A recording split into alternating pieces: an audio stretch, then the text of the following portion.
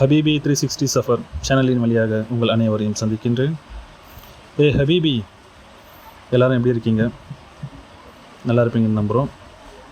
இன்றைக்கி நம்ம பார்க்க வந்திருக்கிற தர்கா எதுன்னு கேட்டால், சென்னை அருகில் ஈசிஆர் கடற்கரை சாலையில் அமைந்துள்ள கோவளம் தர்கானாலே எல்லாருக்கும் தெரியும். நாம் இப்போ அந்த கோவளம் தர்காவை பற்றி பார்க்க போது கிடையாது. ஏன்னு கேட்டால், கோவளம் தர்காவை பற்றி பல பேர் பல வீடியோ யூடியூப்பில் போட்டிருக்காங்க வீடியோவை. இன்றைக்கி நம்ம பார்க்க போகிற தர்கா கோவளம் சஹாபி ரசூல் சையதுனா ஹஸ்ரத் தமீம் அன்சாரி ரலியல்லாஹு தஆலா அன்ஹு அவர்களுடைய தர்பார் ஷெரீஃபிலிருந்து ஒரு 500 மீட்டர் தொலைவில், நடந்து போகக்கூடிய தொலைவில் தான் இந்த தர்கா அடங்கப்பட்டிருக்கு. கொஞ்சம் ஊர் உள்ள ஈசிஆர் ரோட்லேருந்து பார்த்தா ரொம்ப பக்கம், 2 நிமிஷம் வாக்கபிள் டிஸ்டன்ஸ்லேயே வந்து நம்ம அந்த தர்காவை அடங்கிடலாம். இல்லை பஸ் ஸ்டாண்ட்லேருந்து போனாலும் ஒரு 5 நிமிஷத்தில் நம்ம தர்காவுக்கு போயிடலாம். அங்கே அடங்கப்பட்டிருக்கிற ஒரு மகான் சுமார் 600-700 வருடங்களுக்கு முன் அடங்கப்பட்ட ஒரு மகான். அவருடைய பெயர் ஹஸ்ரத் சையத் ஃபக்கீர் மொய்தீன் ஷா காதிரி. அவருடைய மனைவி இருக்காங்க, அவங்களுடைய பெயர் சையதுனா ஆமினா பிவி அம்மா. அவங்களுக்கு மகன்கள் இருக்காங்க, சையத் அப்தாலி, சையத் நூர்பி, சையத் காசிம். இன்ஷா அல்லாஹ் இப்போ நம்ம அவங்கள போயிட்டு ஜியாரத் செய்யலாம். இந்த தர்கா வந்து ஒரு அமைதியான சூழலில், மனதிற்கு ஒரு இதமான ஒரு அமைதி தரக்கூடிய இடத்துல, இந்த இடமும் அது மாதிரி தான் இருக்குது. ஒரு அமைதியான ஒரு சூழலில் இருக்குது. இது தர்காவுடைய ஒரு என்ட்ரன்ஸு. அதற்கு பக்கத்துலேயே வந்து சில வழிமார்களுடைய கொடித்தளம், அவங்களுடைய புனிதமான அந்த கொடிகள் இருக்குது. அப்படியே வந்தால் தர்பாருடைய முக்கியமான மெயின் என்ட்ரன்ஸ், அதோடைய வழியாக இப்போ நம்ம பார்ப்போம். இந்த தர்கா அடங்கப்பட்டு கிட்டத்தட்ட ஒரு 600-700 வருஷங்கள் ஆகுது. அங்கே உள்ள அடங்கப்பட்டுள்ள ஒரு மகானுடைய பெயர் சையதுனா ஹஸ்ரத் ஃபக்கீர் மொய்தீன் ஷா காதிரி ஆமினா பிவி அம்மா. அவங்களுடைய மனைவியார் பேர் ஆமினா பிவி அம்மா. இது தர்காவுடைய அவுட்ரு. இந்த இடங்களை வந்து இப்போ நம்ம பார்க்குறோம். இன்ஷா அல்லாஹ் உள்ளே போயிட்டு மகானுடைய அவங்களுடைய மஸாரே முபாரக் அதை போய் இப்போது நம்ம பார்க்கலாம். இப்போ நம்ம தர்பார் உள்ள போய் பார்க்கலாம். உள்ள ஒரு அமைதியான சூழல், 2 பக்க வழிகள். உள்ள பெண்களுக்கு அனுமதி இல்லை இந்த மஸார் ஷெரீஃப் உள்ள. இந்த சைடு பார்த்தா அவர்களுடைய குடும்பம், அவர்களுடைய மனைவி, பிள்ளைகள் அவங்க அடங்கப்பட்டிருக்காங்க. சில உள்ளே போகலாம். அஸ்ஸலாமு அலைக்கும் யா ஃபக்கீர் மொய்தீன் ஷா காதிரி பாபா. இவர்களுடைய வரலாறுன்னு பார்த்தா, இவர்கள் காதிரியா சில்சிலா, மொய்தீன் அப்துல் காதர் ஜீலானி பகதாத் ஷெரீஃப் அங்கே அரசாளக்கூடிய அவங்களுடைய காதிரியா சில்சிலாவிலேருந்து ஹஸ்ரத் சையத் ஃபக்கீர் மொய்தீன் ஷா காதிரி இவங்க வராங்க. இவங்க அடங்கப்பட்டு ஒரு 600-700 வருடங்கள் சுமார் ஆகின்றது. இந்த இடத்துல ஆன்மீகம் சார்ந்த பல விஷயங்கள் அதை உணர்ந்தவர்கள் அறிவார்கள். இப்போ இந்த இடத்துல வந்து அவங்களுடைய மனைவி சையதினா ஆமினா பிவி அம்மா, இவங்க நம்ம காஜா பந்தனவா சில்சிலாவில் குல்பர்காவில் இருக்கிறாங்களே அவங்களுடைய சில்சிலாவை சேர்ந்தவங்க. இவங்க அவங்களுடைய மகளார் சையத் நூர்பி, இவருக்கு அவங்களுடைய மகன் சையத் காசிம், இவங்க அவங்களுடைய முதல் மகன் சையத் அப்தாலி. ஒரு சில்லா முபாரக். இந்த சில்லா யாருதுன்னு கேட்டால், இந்த தர்பாவை நிர்வகித்து கொண்டிருந்த என்னுடைய தந்தை ஷேக் சையத் அலாவுதீன் அவர்களுடைய சில்லா முபாரக். எம்பெருமானார் ஸல்லல்லாஹு அலைஹி வஸல்லம் அவர்களுடைய அன்பு பேர குழந்தைகள் இமாம் ஹசைன், இமாம் ஹுசைன் இவர்களுடைய சில்லா முபாரக். இவங்களுடைய இந்த விஷயங்கள் வந்து ஒரு பாத வடிவத்திலான ஒரு அமைப்பாக இருக்கும். அதுக்கு ஒரு தனி வரலாறு இருக்குது. இன்ஷா அல்லாஹ் அதை பற்றி நம்ம அடுத்த வீடியோவில் பார்ப்போம். அதே மாதிரி இந்த தர்காவை சுற்றி ஒரு சில வழிமார்களுடைய சில்லா ஷெரீஃபும் இருக்குது. அது வந்து ஒரு மரத்துடைய வடிவத்தில், சர்பத்துடைய வடிவத்தில் இங்கே அடங்கப்பட்டிருக்காங்க. அதில் சொல்லப்போனால் மிகவும் மகிமை வாய்ந்த விஷயம் என்னென்னு சொல்லப்போனால், ஒரு கராமத்துடைய விஷயம் என்னென்னு கேட்டால், இந்த மாங்காய் மரம். இதை போட்டு சுற்றி அந்த இடத்துல சில சர்பத்துடைய அந்த உருவங்கள் இருக்குது. இதில் என்ன விஷயம் இருக்குதுன்னு கேட்டால், இந்த மரத்துக்குன்னு சொல்லிட்டு ஒரு கதை இருக்குது.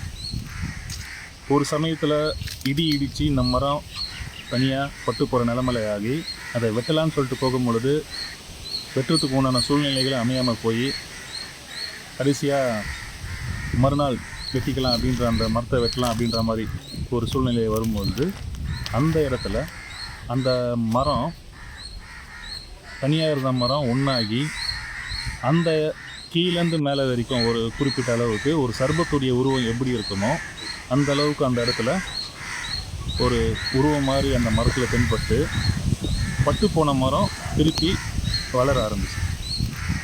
அதுக்கப்புறமா என்ன விஷயங்கள் ஏது விஷயங்கள் சொல்ல வரும் பொழுது இவங்க யாருன்னு கேட்டால் நம்ம வந்தவாசி தர்காவில் அடங்கப்பட்டிருக்கிற சைதினா பீபி, ஷாஜாதி பீபி, அவங்களுடைய உருவங்கள் அவங்களுடைய சில்லா இந்த இடத்துல இருக்குது அப்படின்னு சொல்லிட்டு இந்த நாகத்தோடைய விஷயங்கள், நாகதோஷம் இருக்கிறவங்க, குழந்தை பாக்கியம் இல்லாதவங்க, திருமண தடைகள் இருக்கிறவங்க எல்லாம் சில இங்கே வந்து நியத் பண்ணாலும் நல்லபடியாக அவங்களுக்கு அவங்க என்ன நியத் பண்ணி கேட்குறாங்களோ அது அவங்களுக்கு கண்டிப்பாக கிடைக்குதுன்றது இங்கே வரலாறுகள் இருக்குது. இதால்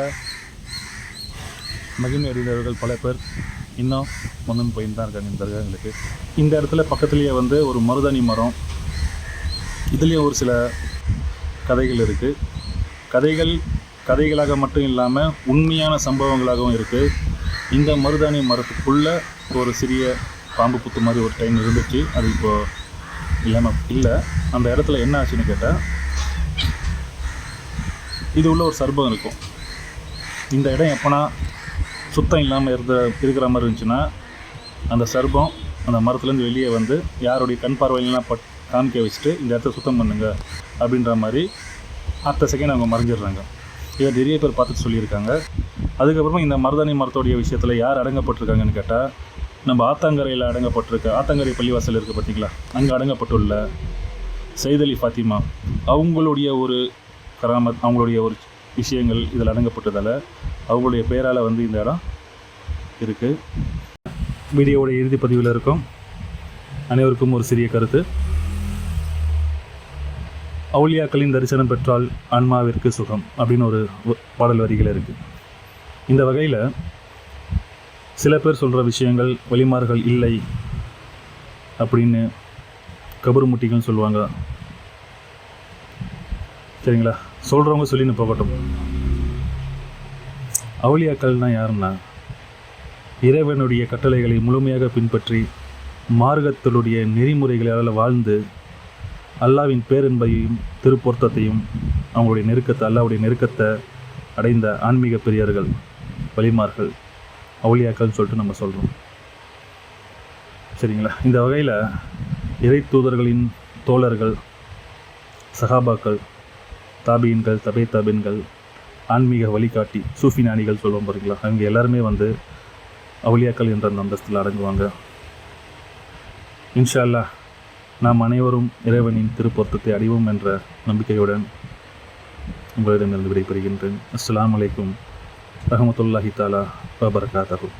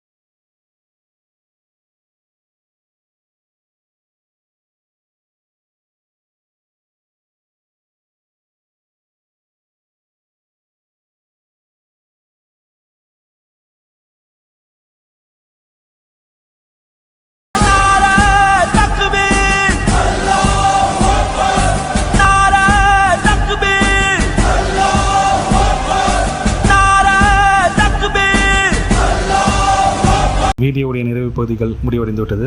ஹஸ்ரத் சையத் ஃபக்கீர் முஹிதீன் ஷா காதிரி அமீனா பிபி அம்மா அவர்களுடைய கராமத்துகளில் ஒரு சில விஷயங்களை பகிர்கின்றேன். இவர்களிடம் ஏராளமான பக்தர்கள் வருகின்றனர். அவர்களுடைய குறைகளை, அவர்களுடைய குடும்ப கஷ்டங்கள், நோய் நொடிகள் அவற்றிற்காகவும் வந்து ஷிஃபாவை கொண்டு செல்கின்றனர். குழந்தை இல்லாத தம்பதியினரும் வந்து அதற்குண்டான பரிகாரங்களை செய்து அம்மாவின் துவாவும் அவுலியாக்களுடைய துவா பர்க்கத்தில் அல்லாஹ்வுடைய வசீலாவை கொண்டு அவர்களும் தங்களுடைய நாட்டத்தை நிறைவேற்றிக் கொள்கின்றனர். மேலும் திருமண தடைகள், குடும்ப கஷ்டங்கள், அனைத்து விதமான பிரச்சனைகளுக்கும் ஃபக்கீர் மதீன் ஷஹாதரி, அமீனா பிபி அம்மா இவர்கள் அல்லாஹ்வினுடைய துவாவினை கொண்டு இங்கு வரும் பக்தர்களுக்கும் ஷிஃபா கொடுக்கின்றனர். அல்ஹம்துலில்லாஹ். அதே போன்று இவருடைய மகனார் சையத் அப்தாலிப், சையத் ஹாசிம், இவருடைய மகள் சையத் நூர்பி, இவர்கள் மூவருமே போரில் ஷஹீதானவர்கள் என்பதனை தெரிவித்துக் கொள்கின்றேன். இன்ஷா அல்லாஹ் இனி வரும் காலங்களில் இந்த தர்காவினுடைய முழுமையான வரலாறுகள் தொடரும். அஸ்ஸலாமு அலைக்கும் வரஹ்மத்துல்லாஹி தஆலா வபரகாத்துஹு.